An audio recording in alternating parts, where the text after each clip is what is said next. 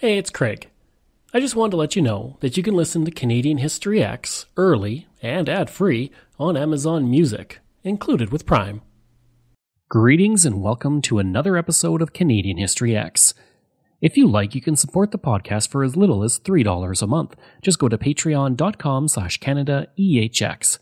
You can also donate to the podcast by going to CanadaEHX.com and clicking donate, or you can go to buymeacupofcoffee/CraigU. All of these links are also in my show notes, and for people who donate, I have various levels of benefits. For $5, you get a thank you at the start of the next episode of Canadian History X, Canada's Great War, and from John to Justin, and on social media. For $10, you get everything from the $5, plus this episode is sponsored by, with your name at the start. Also, I'll state it's sponsored by you on social media. For $20, everything from the $5 and $10, plus a second episode sponsored by you, and promotion of something you're working on. And for $50, everything from the $5, $10, and $20 plus, you get to choose a topic for me to cover on Canadian History X. If you like, you can email me at craig@CanadaEHX.com. You can find me on Twitter. My handle is Craig Baird, CraigBaird, and I'm on Instagram and TikTok where I put up daily videos about Canada's history. Just go to my username, Bairdo37.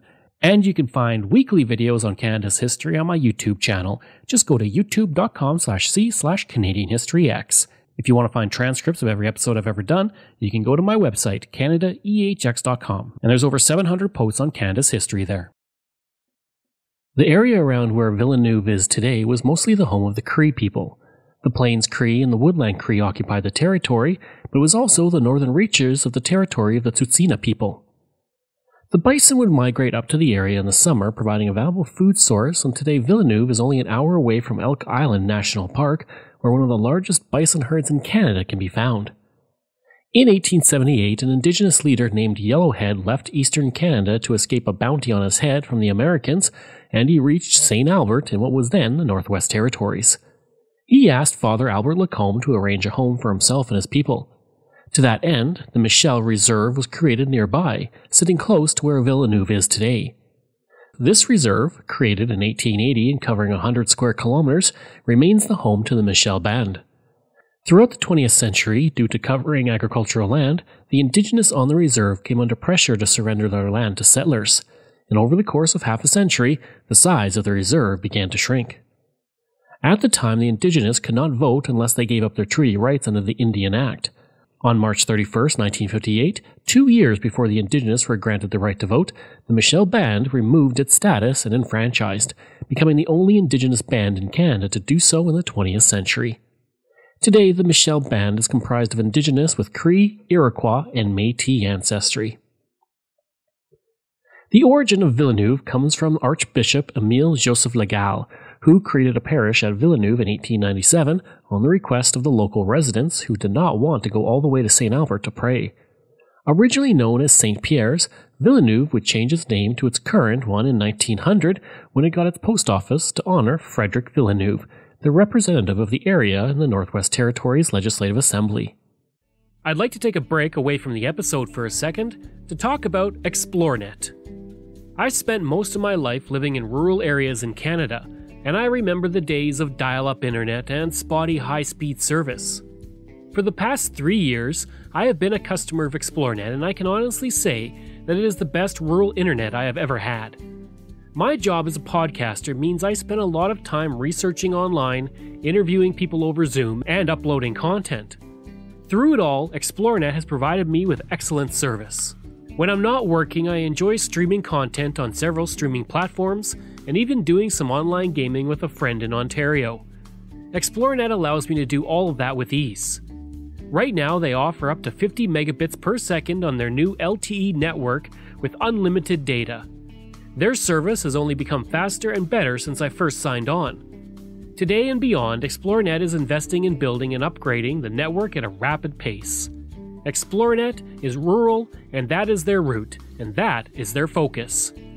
For more information about rural internet options in your area, go to explorenet.com or call 1-866-285-2253. Now I'm going to talk about probably the biggest feature of Villeneuve. It's a small community, there's not a ton there, But there's this one feature that's kind of interesting. So it has the Villeneuve Airport. The Villeneuve Airport opened in 1976 after it was built by Transport Canada, and today it occupies 6.29 square kilometers with 21 hangars and a runway of 5,000 feet. The airport is important enough that when there is stormy weather at the Edmonton International Airport, Villeneuve is the alternative airport for medevac flights. So, nearby to the airport, there's a jet that sits in a field. And why is it there? Well, it is a Boeing 737-200 that was operated by Pacific Western Airlines, and it's been resting in that field just to the south of the airport facilities since November 29, 2013, when it took its last flight from Edmonton. The plane sits there because of space constraints at the former city centre airport, and the decision was made to take it to the Villeneuve Airport, but it was a process to make it happen. The $1.6 million plane was running out of time to find a new home, and as late as November 27, 2013, it was believed it would be destroyed as the last runway at the city centre airport would be closing on November 30, 2013 at 4:49 p.m. The Alberta Aviation Museum, which occupies the former city centre airport site, had only found out in July that the property line under the redevelopment of the airport lands would not give enough space for the 737. The plane also had to take flight to get to its new location, as moving it along the ground would cost $500,000, far more than the museum could afford. The plane had first got into service from the city centre airport in 1979 with Pacific Western Airlines, and then Canadian Airlines International, and finally Air Canada, who donated the plane to the museum in 2005. Since 2005, thousands of people had toured it and many children had explored its cockpit. Thankfully, Transport Canada gave approval to fly the plane to its new location on November 28th. Once approval was given, 15 volunteer technicians from Canadian Northern Airlines gave the jet a safety inspection to make sure it was ready to fly. On the day it was set to leave, a crowd gathered at the city centre airport fences to watch the plane take off for its last flight. Air traffic controller Brian Carlson would say, quote, "It is nostalgic for me because I've worked at the international airport since the days when that would have been an active duty plane." End quote. When it took off from the city centre airport, it was a very quick trip to land at Villeneuve. One of its pilots, Tim Shihagel, would say of the flight, quote, "It was straight up to the Costco, turn left, and there's Villeneuve." End quote. Shihagel and his pilot, Mike Wilson, both volunteered to fly the plane to its new home. Wilson would say that it was the shortest flight of his career. He would say, quote, "Things happened pretty quickly. Tim did the takeoff and flew it over, and I did the circuit, the low on over, and the landing. My landing was a lot smoother than the last two." End quote.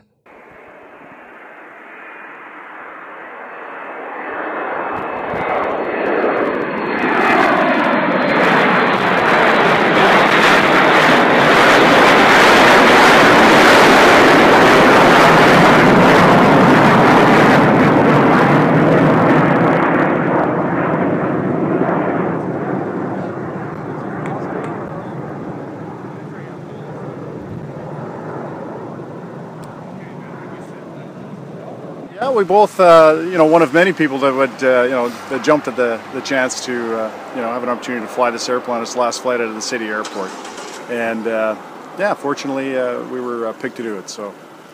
You're Canadian North pilots? That's right, yeah. And you fly the 737 as well? Yeah, the very same airplane as this. Is that right, yeah, the 200?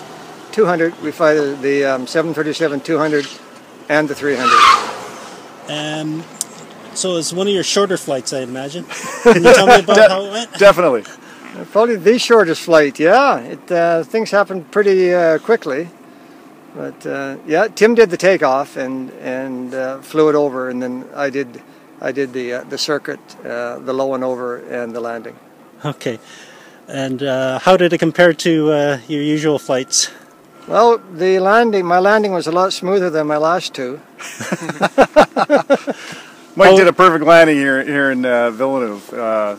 He just rolled it on. It was Do you have great. any concerns about flying a plane that hasn't been in the air since 2005? None whatsoever. No. As soon as the maintenance engineers said it's airworthy, we knew it was airworthy. And it's a Boeing. It's a Boeing 737. It's a tough old plane. It's a great airplane. Today, the 737 sits in the field so that it can be used by security agencies for training, and it's also been used for local movie productions for filming. I hope you enjoyed that rather short episode about Villeneuve, Alberta, but even though it's short, every community has an interesting history. If you like, you can email me at craig@canadaehx.com. You can find me on Twitter. My handle is Craig Baird, CraigBaird, and I'm on Instagram at Bairdo37. As well, again, if you want to support the podcast, you can for as little as $3 a month. Just go to patreon.com/CanadaEHX. And you can donate to the podcast by going to CanadaEHX.com and clicking Donate. I'd also like to thank all of my wonderful patrons, and I apologize if I get any names incorrect. Michael Matthews, Joanna Parker, Jeff Dahl, Vobs, Robert Page, Richard D., Colin Johnson, Jeff Hershey, Kyle Murray, Steve Pakin, Matthew Gartho, Lionel Romaine, Dr. Bob Turner, an anonymous patron that I truly do appreciate, Randy Hayden, Doug Campbell, Reg W., Deborah Carlson, Francis Helbling, Nick Zinri, Shannon Marshall, Clinton Martinez, Dimitri Shove, Aaron O'Hara Myers, Robert Dunseith, Todd Casey, Catherine Rawa, Luke S., JP Bear, Jason Hall, Phil Maynard, and Iris Gray. Thanks, and we'll see you again next time.